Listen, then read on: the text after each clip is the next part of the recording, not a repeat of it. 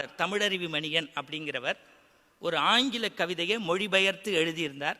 அதை இன்றைக்கு சமூகத்தினுடைய சிந்தனை கருதி சமய விழாவில் சொல்வதில் நான் இரட்டிப்பு மகிழ்ச்சி அடைகின்றேன். ஒரு பெரிய பையன் சாஃப்ட்வேர் முடித்து நல்ல வேலைக்கு முடித்து வெளிநாட்டுக்கு போயிட்டான். 73 வயசு அவன் அம்மாவுக்கு. அவன் வந்துருவான்னு எதிர்பார்த்தா வரலை. மாமிக்கு ஹார்ட் அட்டாக் வந்துடுத்து. ஒரு கையில் நெஞ்சை பிடிச்சிட்டு இன்னொரு கையில் பேனாவை எடுத்து அவன் பையனுக்கு ஒரு லெட்டர் எழுதினான். மகனே, நீ பிறந்த அன்று வீட்டின் கொல்லைப்புறத்தில் ஒரு தென்னையை நட்டு வைத்தேன். நாங்கள் ஊற்றிய தண்ணீரில் தென்னை வளர்ந்தது. நாங்கள் சிந்திய கண்ணீரில் நீ வளர்ந்தாய். எங்கோ இருந்து ஈட்டக்கூடிய பொருள் உனக்கு சுகத்தை தருகிறது.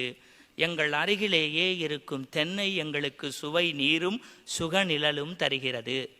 பரவாயில்லை மகனே, என்றாவது ஒரு நாள் நீ வருவாய் என்றே எதிர்பார்த்து ஏங்கிப் போனேன். இன்று எங்கள் உடல் முழுக்க ஈமொய்த்த செய்தி உன்னை வந்து சேர்ந்தது. அப்போது கூட நீ இமெயிலில் தான் மூழ்கிக் கொண்டிருக்கிறாய். எங்களுடைய இறுதி கூட்டத்தில் நீ கலந்து கொள்ளாமல் போனாலும் நீ என்று நினைத்து நாங்கள் வளர்த்த தென்னை எங்களை ஓலையாக மாறி பத்திரமாக ஊர் எல்லை வரை சேர்க்கும். அழாதே